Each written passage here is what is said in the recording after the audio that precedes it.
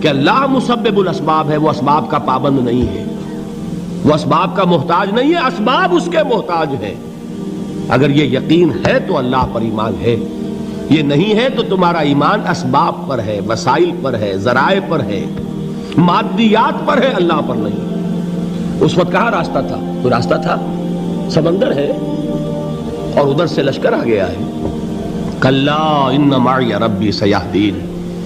اب دیکھیے ایمان کہہ دینا آسان ہے، ہوا معکم اینما کنتم، جہاں کہیں بھی تم ہوتے ہو اللہ تمہارے ساتھ ہوتا ہے، لیکن اس کا یقین قائم ہو جائے تو زمین و آسمان کا فرق واقع ہو جائے۔ یہی بات ہوئی حضور کے ساتھ۔ غار ہے، چھپے ہوئے ہیں محمد الرسول اللہ اور آپ کے وہ یار غار ابو بکر صدیق رضی اللہ تعالی عنہ۔ اقبال نے حضرت ابو بکر کی شان میں چند اشعار کہے صرف، لیکن واقعہ یہ ہے کہ بھاری بھاری نظموں پر اور قصیدوں پر بھاری ہے، طویل ترین نظمیں اور قصیدے ہوں ان پر بھاری ہے۔ ہمت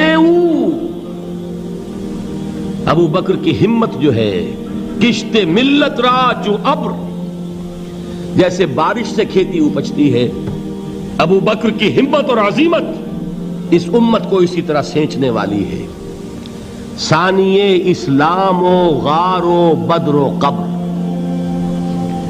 وہ دوسرے تھے اسلام میں، دوسرے پہلے کون تھے؟ انا اول المومنین، حضور فرماتے ہیں سب سے پہلا ایمان لانے والا میں، دوسرے ابو بکر۔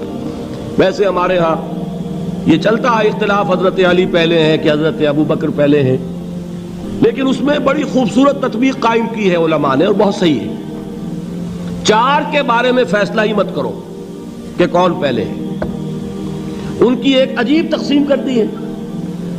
آزاد مردوں میں، بالغ مردوں میں سب سے پہلے ابو بکر، بچوں میں سب سے پہلے علی، خواتین میں سب سے پہلے خدیجہ، اور غلاموں میں سب سے پہلے زید ابن حارثہ۔ بڑی پیاری تقسیم ہے، یہ چاروں ہی پہلے ہیں، ہر ایک کے لیے اولیت ہے۔ اور واقعہ یہ ہے کہ اگر زمانی اعتبار سے تعین ہوگا تو پہلے خدیجۃ الکبریٰ آئیں گی رضی اللہ تعالی عنہ۔ کسی اور سے بات کرنے کی نوبت بعد میں آ سکتی ہے، پہلے تو اہلیہ محترمہ سے بات ہوئی، آتے ہی پہلی وحی ہوئی ہے، ابھی تبلیغ کا حکم نہیں تھا۔ کس کو بتایا واقعہ؟ ابھی اپنی نبوت کی تبلیغ کا تو حکم ہی نہیں آیا۔ واقعہ کس کا ہے؟ وہ خدیجہ کا ہے۔ جب کہا ہے کہ خشیت علی نفسی، مجھے اپنی جان کا اندیشہ ہے، تو کیا جواب دیا خدیجہ نے رضی اللہ تعالی عنہا؟ وہ صدیقۃ الکبریٰ ہے۔ صدیقات جو ہے خواتین، ان میں چوٹی پر خدیجۃ الکبریٰ ہے رضی اللہ تعالی عنہا، اور صدیق جو مرد ہیں ان میں صدیق اکبر ہے ابو بکر صدیق رضی اللہ تعالی عنہ، لیکن صدیقات میں چوٹی پر۔ جب حضور نے فرمایا خشیت علی نفسی، کیا فرمایا؟ کیا عرض کیا؟ کیسے تسلی دی؟ نہیں نہیں، اللہ آپ کو ضائع نہیں کرے گا، آپ غریبوں کے ہمدرد ہیں، آپ مساکین کے تکالیف رفع کرنے والے ہیں، آپ بیواؤں کی سرپرستی کرتے ہیں، آپ مسافروں کی خدمت کرتے ہیں، اللہ آپ کو ضائع نہیں کرے گا۔ یہ یقین ہے اس خاتون کے اندر۔ خیر وہ ایک علیحدہ بات ہو جائے گی۔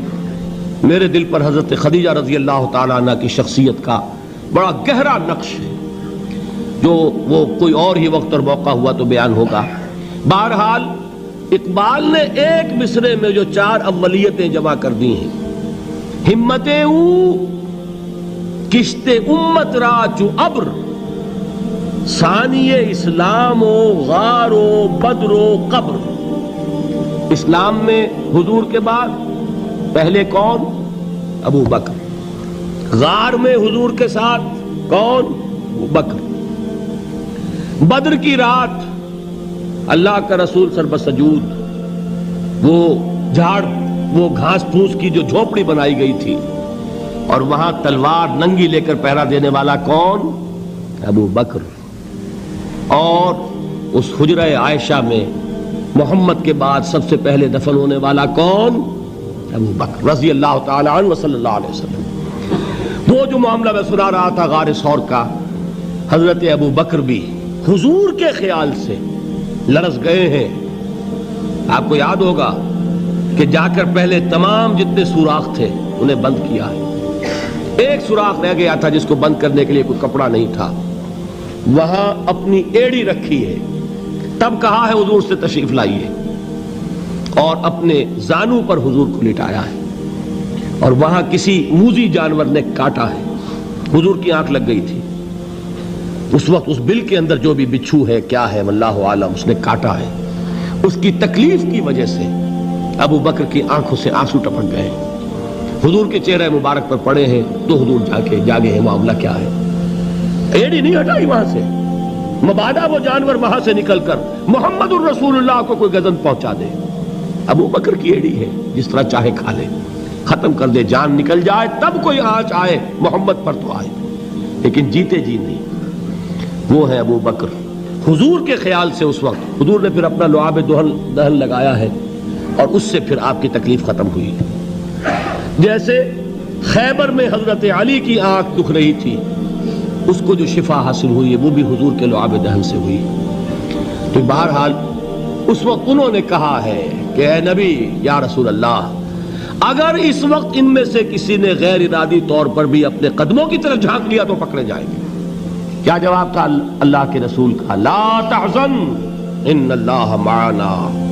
اللہ ہمارے ساتھ ہے, کیوں گھبراتے ہو ابو بکر. یہ ہے ایمان باللہ, میرا مالک اللہ, میرا رازق اللہ, میرا محافظ اللہ, میرا مددگار اللہ, میرا پشت پناہ اللہ, میرا دوست اللہ.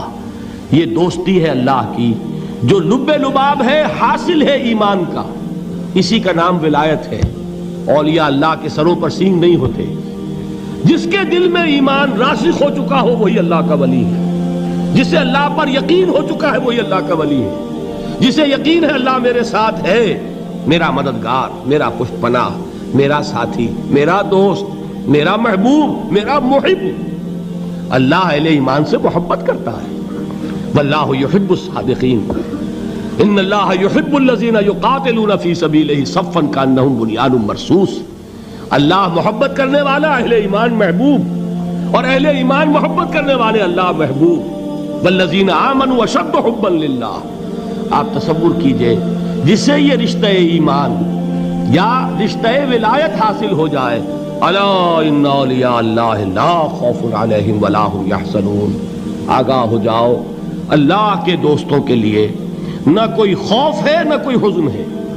اور میں بیان کر چکا تھا, خوف اور حزن کے خاتمے ہی کا نام امن ہے. زوال خوف, زوال حزن. یہ خوف اور حزن کیوں آتے ہیں بار بار؟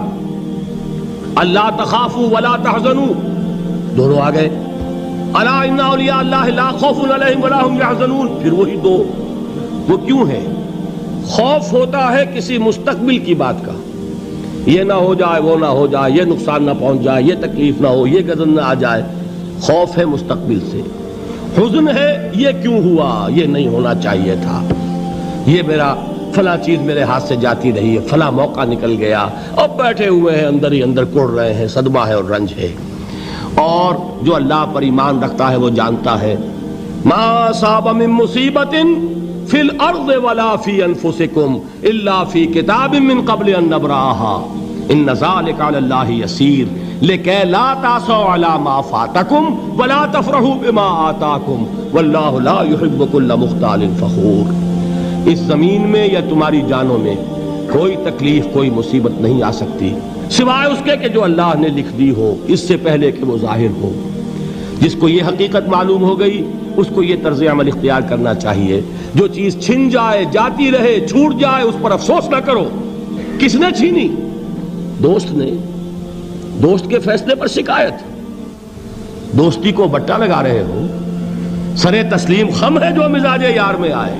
اگر دوستی ہے تو پھر تو تمہیں گردن جھکانی چاہیے کہ ہر چے ساقی ماریخت عین الطافست, جو بھی میرا ساقی میرے پیالے میں ڈال دے اس کا کرم ہے. جو اس کی طرف سے آئے اس پر کوئی رنج نہیں, کوئی صدمہ نہیں, کوئی غم نہیں, کوئی شکایت نہیں, کوئی شکوہ نہیں.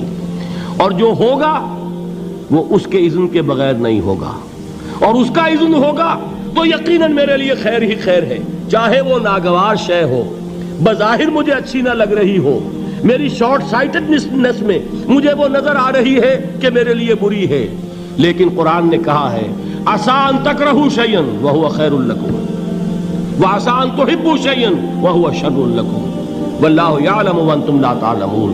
ہو سکتا ہے تم کسی چیز کو ناپسند کرو درحال ہے کہ اسی میں تمہارا خیر ہو، اور ہو سکتا ہے تم کسی چیز کو پسند کرو درحال ہے کہ اس میں تمہارا شر ہو۔ اللہ جانتا ہے، تم نہیں جانتے۔ جب مجھے یہ بات معلوم ہو گئی، میں نے اپنا معاملہ اللہ کے حوالے کیا۔ سپردم بے تو مایا خیش را تو دانی حساب کم و بیش را، اے رب جو تو چاہتا ہے وہ ہو، تیرے علم میں جو شے میرے لیے خیر ہے وہ ہو جائے، میری کوئی پسند نہیں، میری کوئی چاہت نہیں، یہ ہے راضی برضائے رب۔ اکبر الہآبادی نے اسے کہا ہے رضائے حق پہ راضی رہ، یہ حرف آرزو کیسا، خدا خالق، خدا مالک، خدا کا حکم تو کیسا؟ جب میں آ گیا بیچ میں، میری پسند، میری مرضی، میری خواہش، میری چاہت، یہی تو شرک ہے۔ ما شاء اللہ کان وما لم یشاء لم یکن۔